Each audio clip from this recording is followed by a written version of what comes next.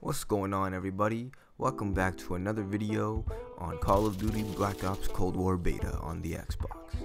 So now what we're going to run through today is the patch notes that came out just yesterday, and we're going to run you through my little gameplay and an update of my overall impressions of the game. So the update that rolled out on October 18th gives us all attachments on all weapons, and they basically got rid of the weapon level system in the beta, which is very good. I said it was frustrating in the past video, so I'm glad that they changed that. Double XP also continues for all players on all platforms. The max level in the beta right now is level 40, so it won't take too long to get up there, especially with double XP. They also extended the beta for 24 hours on all platforms.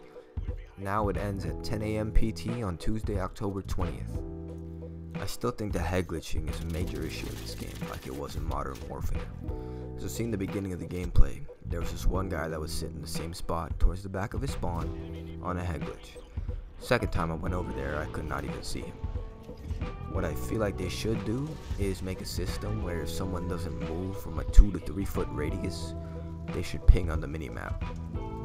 Because in a majorly multiplayer based game, it's not just about how the game plays and the features in the game, it's about how the players use those features. And this is something that Call of Duty has been doing for multiple years. They make it easy for noobs, people who are not good at the game whatsoever, to get kills. Right? They can just sit up in a head glitch spot and kill someone who is actually skilled at the game, which I don't like, because it should be a little bit more fair than that. There should be some sort of system to make people move. This is not Rainbow Six Siege, right? This is not Search and Destroy. This is a respawn game mode. But I know this won't change at all. Knowing what Call of Duty and Activision have turned into, they want this game to be a money funnel for them. They make a lot of money off of micro DLC such as weapon customization and supply drops. And they want to lure those newer players in, and they want to grab their attention with these micro DLC. So what further makes this worse is that they have a legitimate patent for a system that makes it so that if you buy certain things, you get put into easier lobbies. I'll read it out to you, and I'll also link it in the description. So it says, a system and method is provided that drives microtransaction in multiplayer video games. The system may include a microtransaction, arranged matches, to influence game-related purchases. For instance, the system may match a more expert/marquee player with a junior player to encourage the junior player to make game-related purchases of items possessed/used by the marquee player. A junior player may wish to emulate the marquee player by obtaining weapons or other items used by the marquee player. So, in my opinion, I believe that this should be completely illegal. It should not be something that's in video games whatsoever. You should not be able to buy something that makes it easier for you to play the game, hit clips, go on higher streaks, and just get a better gameplay in general. This is not okay.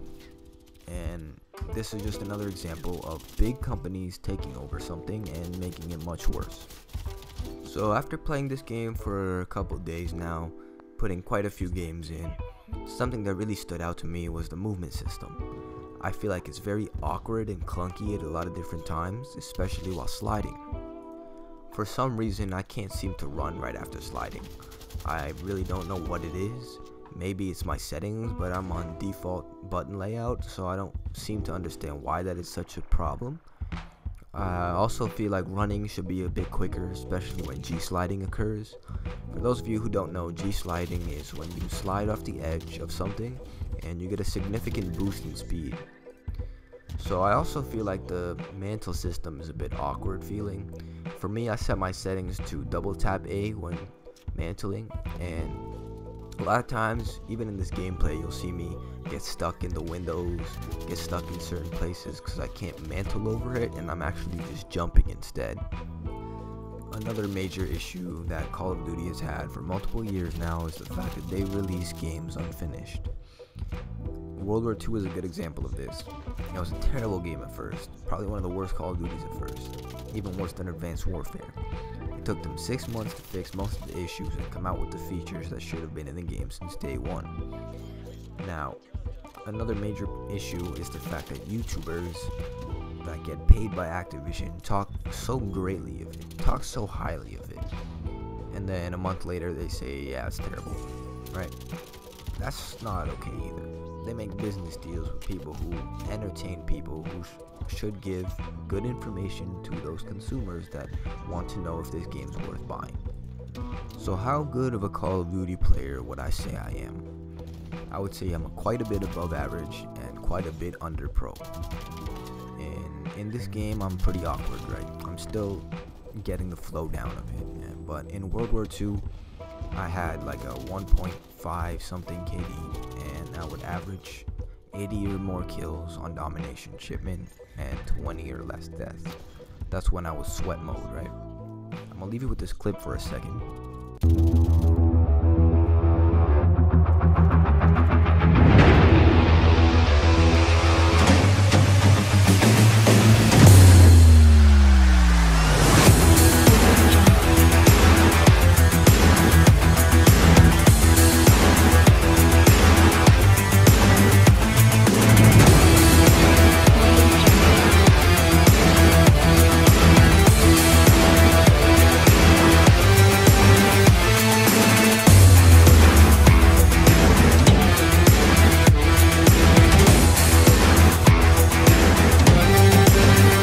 So as you can see, I just got a mega kill. I'm not just some noob complaining about the game because I'm bad and I wish it was. No, nothing like that. I've played Call of Duty for multiple years now, so I think that gives me some sort of validity to speak about the game and how broken certain things are. So after speaking about multiple things I don't like about the game, certain things that are just annoying, certain things that are broken, certain things that should be illegal, and certain things they should fix but will not fix, let me come to a final conclusion on whether or not you should buy this game. My answer is not just yes or no. I feel like it's situational. So if you're a multiple year COD veteran such as myself, who's played different boots on the ground Call of Duty before, I'd say maybe. Because if you are a good player, you will have those days where you can go on high streaks, you feel like a god, and you hit crazy feeds and clips, but I'm not so sure those days will be very frequent. Because of the strong skill-based matchmaking system in play here, they want every player to get a 1.0 KD. And I feel like you would have a lot of trouble, even going positive sometimes. You will have some of those days where you'll be so mad you might even throw your controller through your screen.